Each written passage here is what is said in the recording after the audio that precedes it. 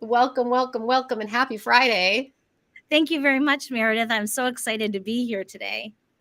Yeah, so just to give a little context for folks who might be watching right now, is that I do these lives with members of Confidently Speaking, which is our weekly my weekly group coaching program, yours, because you're in a weekly group coaching program where we do an improv workout for speakers. And there's also a lot of other valuable tools in there, and we get to support each other. And you also get that as an opportunity for practice.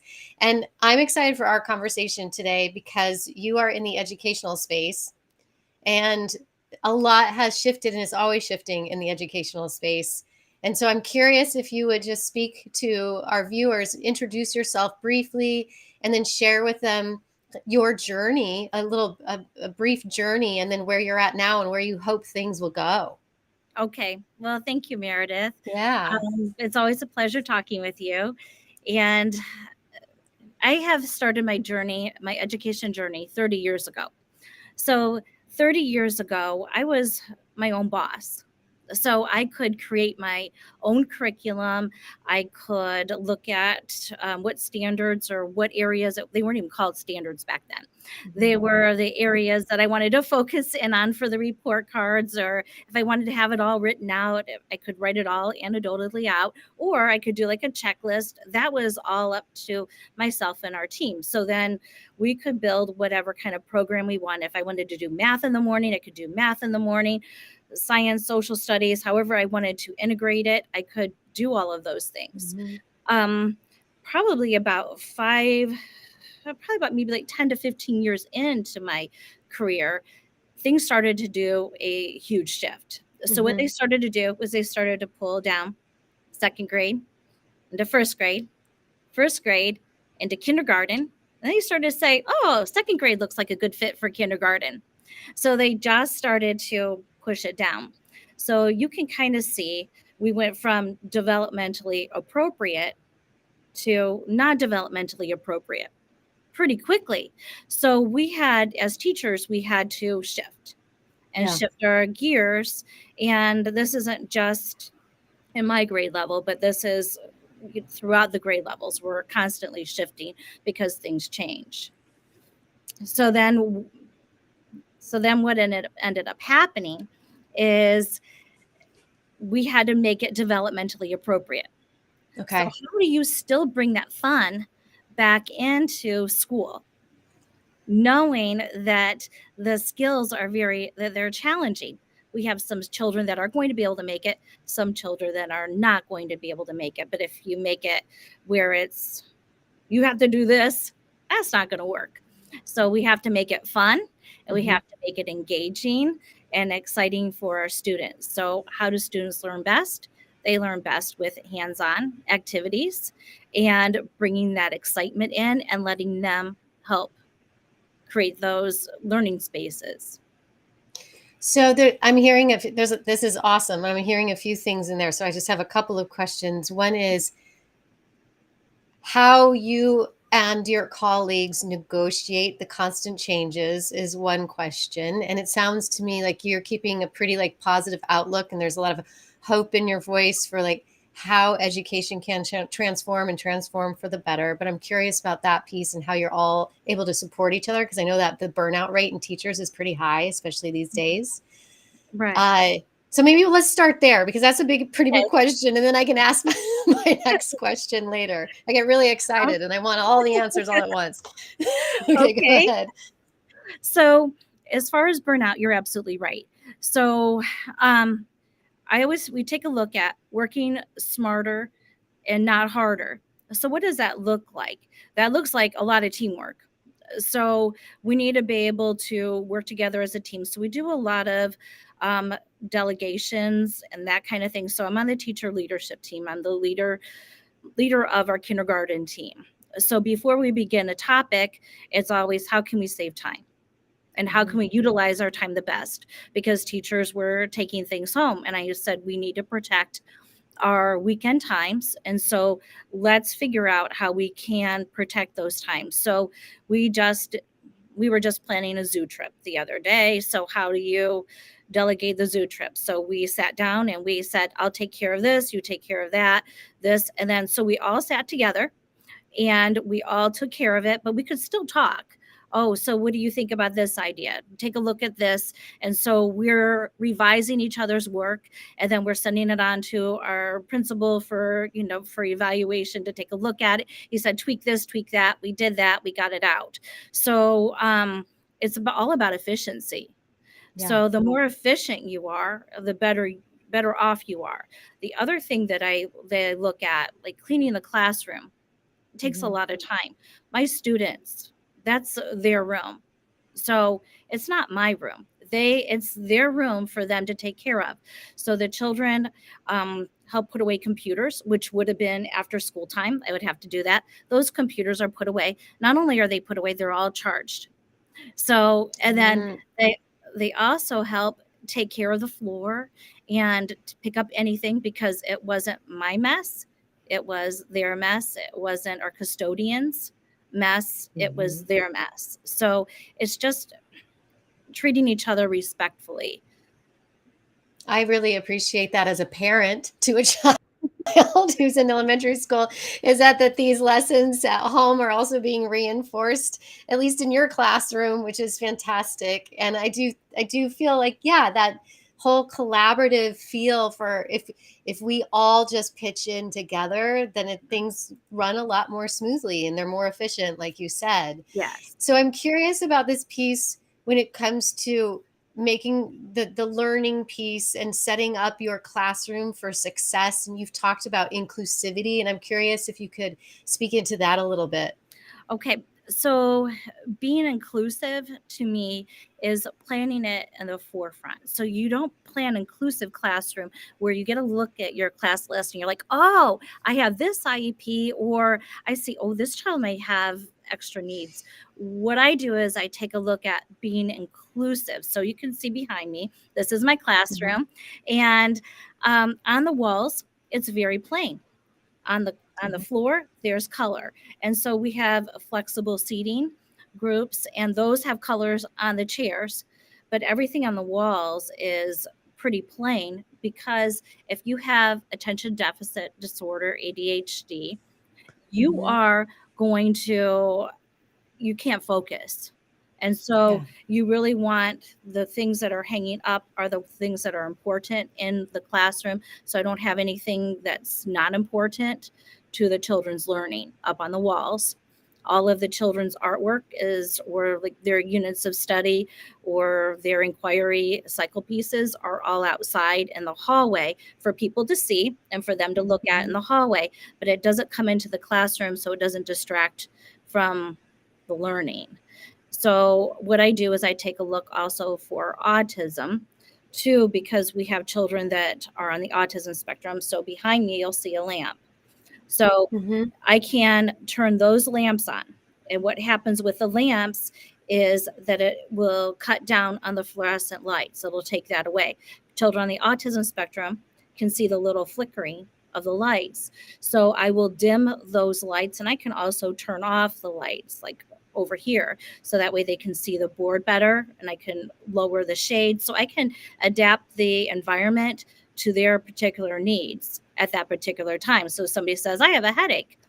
My children know, building inclusivity, that if one person says that what their needs are, that they have a headache, everybody knows in my classroom that those child's needs will be met. Somebody might need water for anxiety. Somebody might need glasses. Somebody might need, to sit on a chair for the day. There's different adaptations. And in our classroom, we all know that not everybody has the same needs. So that's another way to build for inclusivity. That's really beautiful. And I'm curious, is this something you're teaching other teachers, or where did you learn to implement this into your classroom? What was that deciding factor for you? The deciding factor was building success for all students, not Mhm. just a select few, but for all students. So I have my background in special education. So it's something that's near and dear to my heart. I also worked as a special education teacher, and I went into other classrooms. And So I would teach them different things, but it's just years of experience. And so I'm going to Mhm. be writing a book. And so some of these things are going to be in the book to help other teachers. Plus, there's going to be more things that are in the book as well. Oh, that's terrific. I have to say, hi, Sia. It's good to see you. You are missing something. We're here talking about Christina, how she's just doing amazing things in the educational space. And so glad you're here. So if you have any questions, feel free to ask them. So I'll share with you, and I don't know if I've shared this with you before, but my brother has special needs, and I remember just being at a really young age. He was born with learning disabilities, lack of oxygen to the brain. And I remember there was always a special classroom that they would put the kids in. So he was immediately labeled really early on. And it broke my heart because it felt like he was being othered. And then my mom was an interior designer for 26 years. And because she saw such a need within that field, she went back to school at the age of 60 and got her degree and was a special education teacher until she retired at the age of 71. Oh, wow. Oh, that's really Yeah. neat. That's Yeah. so she So I also, that would have been interesting because as an interior decorator, she would know how important that environment is to the children's learning. Is that uh-huh, correct? Okay. 100%. Uh, She would spend hours setting up her classroom mhm. for the new students. Yes. Yes. Yeah. And yeah, So and yes. well, so tell me a little bit more about where you're at with your book, and what that process has been like for you, because it's a pretty big endeavor, as some people who have written books know. I have not written one yet. It's on the to-do list. Okay. Go ahead and tell us a little bit about that. Okay, so I'm writing a book called Creating Harmony in a Classroom. So I am currently a teacher. I do coaching. I'm also on the teacher leadership team. And then as you know, I write posts on LinkedIn. And then in my spare time, I go ahead and I write my Creating Harmony in the Classroom book. So what I did to carve out the time, I was doing it at 4:45 in the morning on my Saturdays and Sundays. So I would work until about like 9 o'clock. So I have Mhm. a publisher, and we're currently working on another book because I'm going to be penning the first chapter of a very busy teacher self-care for very busy teachers. So that's what I'm working on currently. And so that whole chapter is going to be supporting the rest of the book. So I'm almost done with that. Now I'll be working on my book right after that. So it'll probably be ready in about a year. So the editing process is what I'm finding is it's very intense, Mhm. and just for a chapter, it's taken a little bit of time, maybe about a month to about a month and a half. But I have a very good publisher who's very detailed, and I'd rather have that. And then I'm doing a lot of the work of the editing process so I can learn how to do the editing. So I do all of the editing, and then he'll take a look at it, and then he'll give me suggestions. And then I go back to the drawing, go back and fine tune things. It is quite the process. Well, I applaud you for that. That's pretty spectacular. I'm curious, you talked about also providing information for teachers and how to prevent the burnout piece. And I'm wondering if you could leave us with a couple of tips that or suggestions perhaps from that. So part of the very that's part of the very busy teacher self-care, Yeah. because being able to have the time management, and that's part of it. Teachers are burning out because they are taking things home. So it's finding the time. So I talked about the collaboration with other teachers. So that is one part of it. And then also, because it's so much time is spent at school, we have to also make sure that we're spending time with, like, exercising, eating properly, those kinds of things. So in the book, um, we're going to be talking about how to make small tweaks to make a bigger impact later. So if you're not exercising, and that helps with combat your stress Eating well also helps with your stress level. So starting with 5 minutes, let's say, if you're not, you just do 5 minutes for a week, and Hmm. then you can fit 5 minutes in. Next week, you add 10 minutes in. So then it becomes habit forming. So you don't look at that half an hour and go, I don't have time to fit that in. So it's like It's habit stacking. habit, It's yes. Yeah, it's kind of. Have you read the Atomic Habits Yes, by James Clear, who suggested? Yeah, I love that. I'm one of those people that needs to have like love the it. small doses. Like if you tell me to sit down and meditate for 30 minutes, I might hyperventilate. I'm like, well, that's too much time. Right. Has the Can't fit it adverse in. effect, right? Yes. Oh, fantastic. Well, I want to talk a little bit about also confidently speaking and what pulled you into that program, because it's been such a joy to have you there, and I the group is really supportive and amazing, and I'm just curious about what brought pulled you into that group.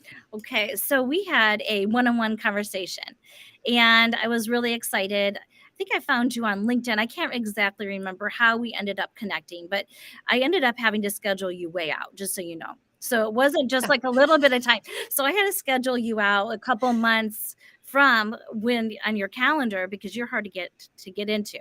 So I figured you must be really good. So that so then we had a conversation, and um, I loved your energy, and I really enjoyed the things that you had to talk about for public speaking. And I also wanted to get into some keynote speaking engagements. Mhm. So I knew that I needed to start early. Was with everything that I do, I always start early and plan early. So this is no different. And then I got into then you said, "Oh, well, I have a class." So I signed up that very first day. So I was like, "Yep, I'm in that class." And then I signed up for it, and I absolutely love your class. I love the energy.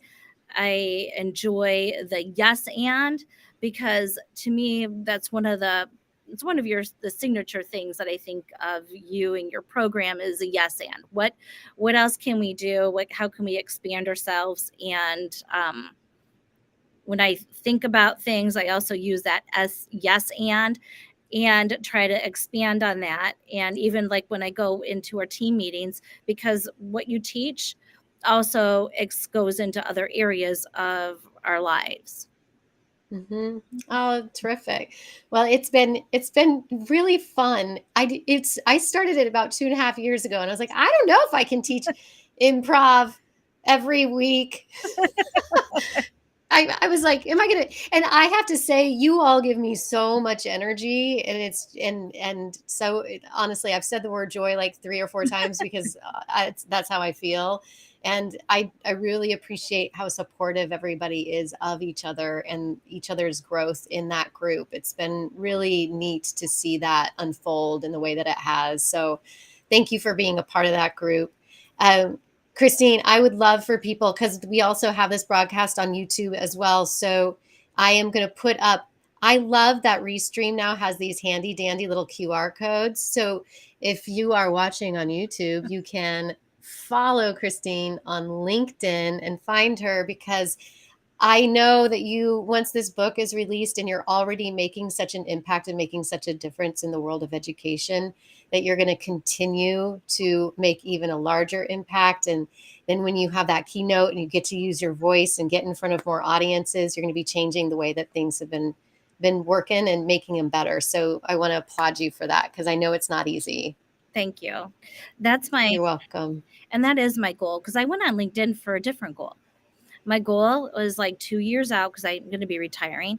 I thought I'm going to go on LinkedIn and I'm going to get a job. And I just thought, oh, you just look at the jobs. I really had no idea that LinkedIn really wasn't like that. So I started going on LinkedIn and writing content. I was like, wait, this is bigger than what I had ever imagined. So it's just kind of taking on a life of its own. That's what I've noticed. Yeah, and I will do a special shout out to Mike and the Hounds Yes. group too, because that's also an incredibly Mhm. supportive group of people. There's some dynamic humans in that group. And I have noticed that we're both a part of that Yes. group as well, Yes. which is pretty cool. Yes. And so I do love the community that LinkedIn oddly, like you said, like I was like, I was not expecting it Yeah. to like create this really robust community, which is really quite beautiful. Yeah, and I got so sidetracked because I was thinking about the robust community, and I was going to be talking about the green banners, all of the green banners on LinkedIn. There were so many teachers with education, Yeah. and then I was like, I Yeah. needed to give back to my education because we're losing all of these teachers. Who's going to replace these teachers? So we're going to Yeah. have teachers that don't know anything. So I have 30 years of experience that I can go ahead and write a book. I could coach, I could help mentor other teachers. I could go into school corporations and help out and give back that way. So my book is actually based off of a professional development that I had created for another company, actually based out of Pennsylvania. It was a fluke. I was on Facebook and somebody said, I need help with classroom management. I was like, oh, I'll help you. And I want to go ahead and start to write content and to do some videos, professional development videos. And she said, the lady responded, she's like, I hire people to do that. So somebody in the comments, I was like, what are the chances of that? So I didn't know what I was doing. I went ahead and said, Mhm. yes, and so I did it. And I said I would do it. And I was like, gosh, how am I going to get this to a video to make it look professional? I made it look professional. And then I went on LinkedIn and I started sharing it with other people in other countries. And they said, this is very helpful. This is very helpful. And it's going to impact a lot of people. So I thought, well, I need to make a book because if it's going to impact that many people and I had that much um, positive response, then that's why I decided to create the book. So, as with everything, the video is not as good as the book will be. But I love it. But the lesson here is that you had an idea and you yes anded yourself. Yes. And I love it. It reminds me, Tina Fey has this quote, yeah, say yes and figure out the rest later. Yes. Uh-huh. Which is exactly what I'm hearing you say. Yes. And so I just encourage anyone who's watching right now is that if you have that seed of an idea and you're not sure, take the leap of faith, put it out into the universe. I guarantee that if you're thinking it and you think that somebody needs it, they probably do. And you won't know unless you put it out there. So I applaud you for Thank that. you. And I cannot wait to see what else this book is going to unleash for you and for others, which is what you set out to do in the first place, is to Right. help other people. Mm-hmm. So thank you. And I'm going to make sure that I'm going to put that QR. I just love playing with the QR codes. Here we go. There it is again, the QR code to follow Christine on LinkedIn. And if you are a teacher and you need a resource, please reach out to her. And then this is here, look, Confidently Speaking, another QR code. You just pick up your phone and you go, boom. Uh, and we all know how to use them now, right? Because of the pandemic and with menus. So thank you again, Christine. And I just adore you. And I'm glad that you are here to have this conversation with me today on a Friday. Yes. Well, thank you so much, Meredith. And I look forward to seeing you in class and on LinkedIn. All right. Sounds good. Take care. Bye-bye. Bye, everyone. Bye. Bye. Thank you.